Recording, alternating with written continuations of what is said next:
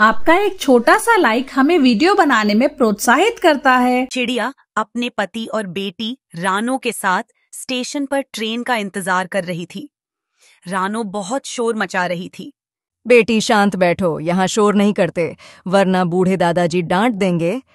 परिवार ट्रेन का इंतजार कर ही रहा था कि अचानक स्टेशन पर अफरा तफरी मच जाती है। उनकी ट्रेन के प्लेटफार्म पर आने की घोषणा होती है। जल्दी पहुंचने के लिए वे पटरी पार करने लगते हैं, लेकिन दुर्भाग्य से दूसरी दिशा से एक तेज ट्रेन आ जाती है और हादसे में चिड़िया और उसके पति की जान चली जाती है। रानो चमत्कारिक रूप से बच जाती है और अब अकेली रह जाती है। डरी सहमी रानो को देखकर एक चाय वाला कबूतर पास आता है। बेटी, जब तक तुम्हारा कोई सगा संबंधी नहीं मिल जाता, तुम मेरे साथ रह सकती हो। मेरा घर यहीं पास में है। रानो चाय वाले कबूतर के साथ उसके घर चली जाती है। कबूतर उसका पूरा ख्याल रखता है और उसे अपनी बेटी की तरह पालता है। समय बीतता है और रानो अब समझदार और बड़ी हो जाती है। एक दिन मकान मालिक कालू कौवा और उसकी पत्नी गोरी किराया बढ़ाने की मांग करने उनके घर आते हैं। कबूतर चाचा, आपने 2 महीने का किराया नहीं दिया है। सुन रहे हैं ना, अब से किराया भी बढ़ गया है। बेटा कालू, काम में थोड़ी तंगी चल रही है।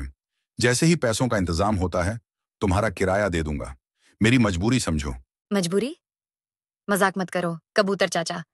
अब से किराया 500 रुपये नहीं बल्कि 1000 रुपये होगा। देना हो तो दो, वरना घर खाली करो। मालकिन जी, 1000 रुपये बहुत ज्यादा हैं। पहले ही पुराने किराए का भुगतान मुश्किल से कर पा रहे हैं। कुछ तो रहम करो। रहम? ये किराएदार हमेशा बहाने बनाते हैं। जब किसी और के घर में रहोगे तब समझोगे कि ये 1000 रुपये ज्यादा नहीं है। कौवे के साथ बहस के बाद मजबूरन कबूतर और रानो घर छोड़ने का निर्णय करते हैं।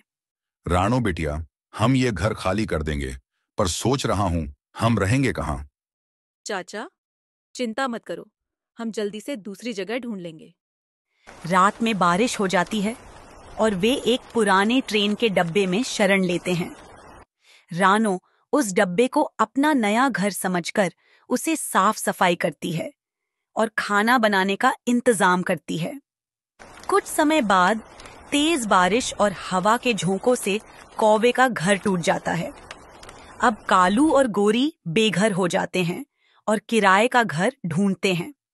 देखा चाचा, दूसरों का भला करने से ही अपना भला होता है। जो दूसरों को दुख देते हैं उनके साथ भी ऐसा ही होता है।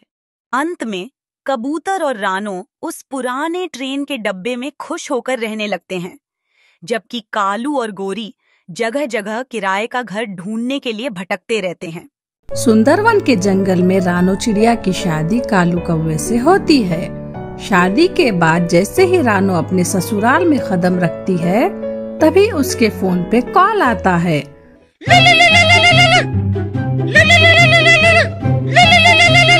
और वह फोन कॉल उठाकर कहती है, हेलो आकाश, मेरी अब शादी हो चुकी है, मुझे भूल जाओ।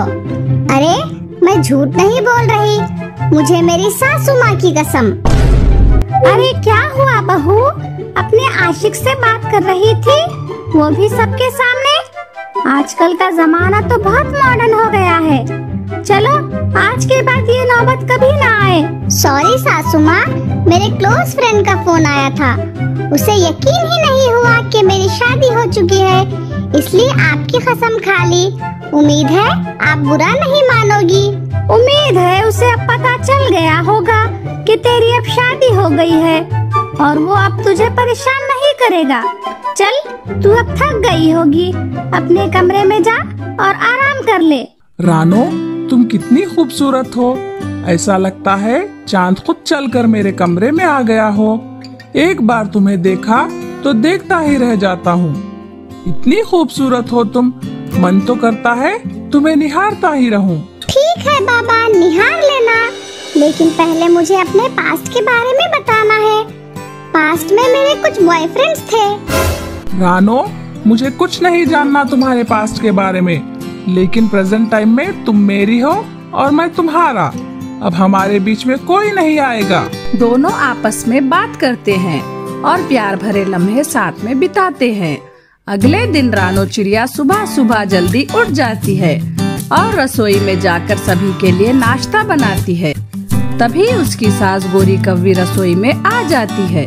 बहू, तू तो बहुत फास्ट है। तूने पहले दिन ही सुबह सुबह सबके लिए नाश्ता बना लिया और ये दूध इतना ज्यादा कैसे बच गया? सासू माँ, बात ये है कि दूध वाला मेरी जानकार का था, इसलिए मैंने डिस्काउंट में 1 लीटर दूध ज्यादा मांग लिया और उसने दे भी दिया। अरे ऊपर वाले, मेरी बहू के आशिक के लिस्ट में दूध वाले भी है। मुझे तो पता ही नहीं था। ये कैसी बहू मैं अपने घर ले आई।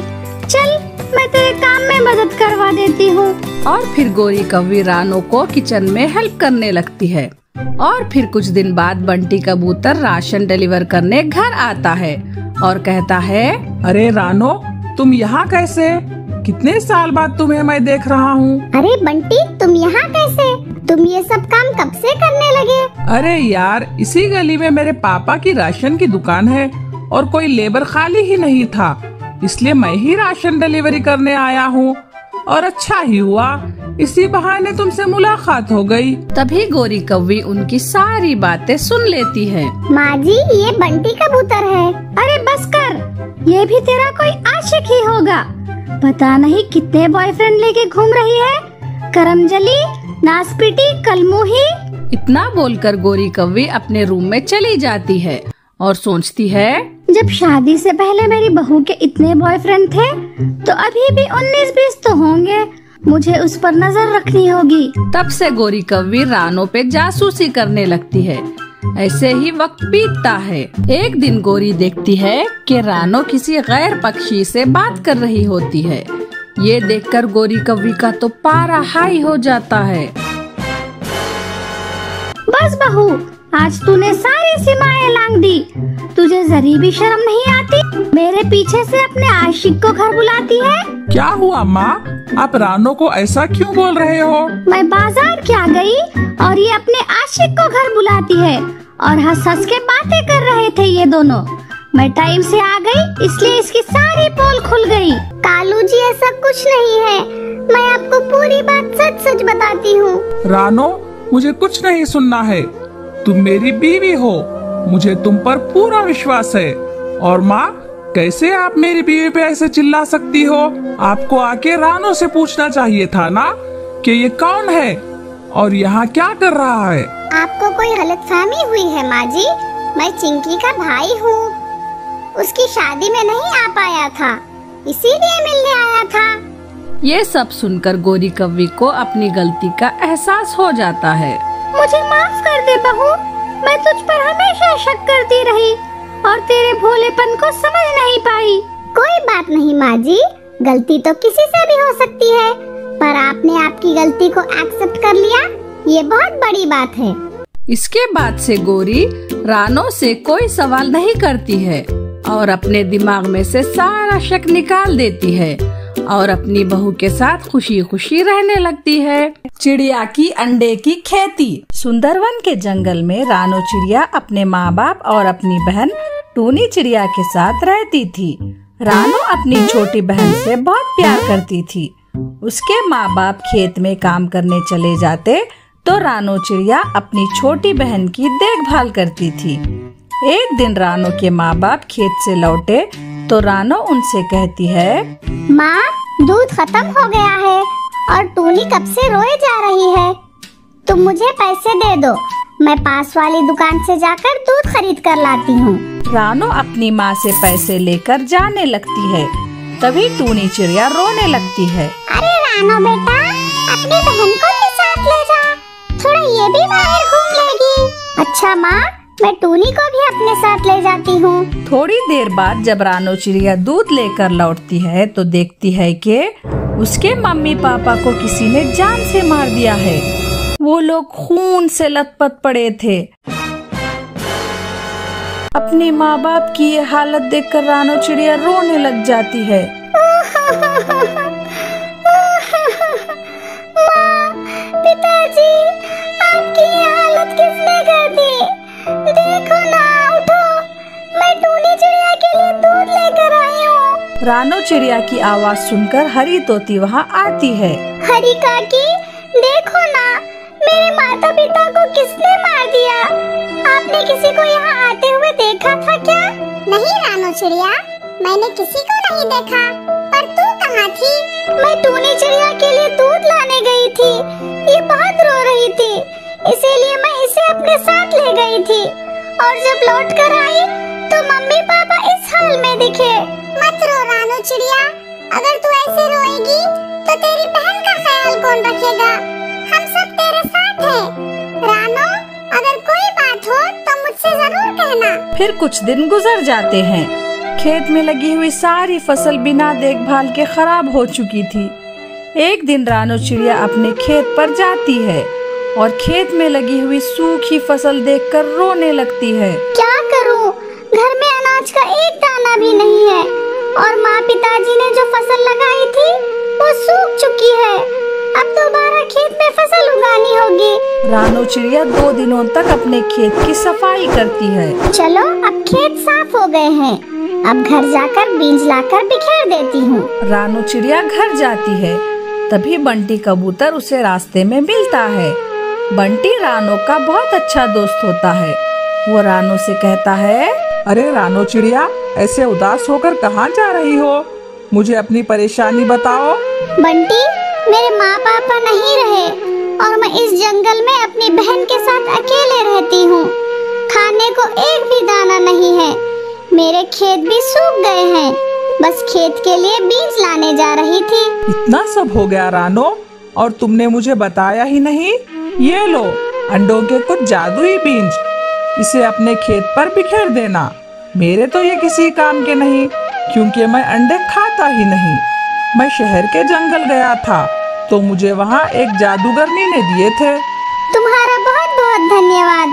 अब मैं इन बीजों को ही अपने खेत में बिखेर देती हूँ। दोनों बहनें मिलकर खेत में अंडों के बीज बिखेर देते हैं। रानो और टूनी दोनों बहनें मिलकर अपने खेत की देखभाल करते हैं। कुछ ही दिनों के बाद उनके खेत में अंडों की फसल लहराने लगती है। ये देख टूनी, हमारे खेत में कितने अंडे उग गए हैं। ये अंडे बेचकर हमारी काफी कमाई होगी। आज अगर माँ पिताजी जिंदा होते तो कितना खुश होते। दीदी, मुझे मम्मा पापा की बहुत याद आ रही है। रो मत टूनी, माँ पापा जहाँ भी होंगे उनका आशीर्वाद हमेशा हमारे साथ है। अंडे आ जाने के बाद रानो और टूनी मिलकर अंडे इकट्ठा करती हैं और उन्हें बाजार में बेच देती है, जिससे उन्हें काफी पैसे मिलते हैं। फिर दोनों बहनें मिलकर काफी सामान खरीदती हैं और इस तरह दोनों बहनें खुशी खुशी रहने लगती है। वीडियो अच्छी लगी तो लाइक कर दे, चैनल को सब्सक्राइब कर दे। धन्यवाद।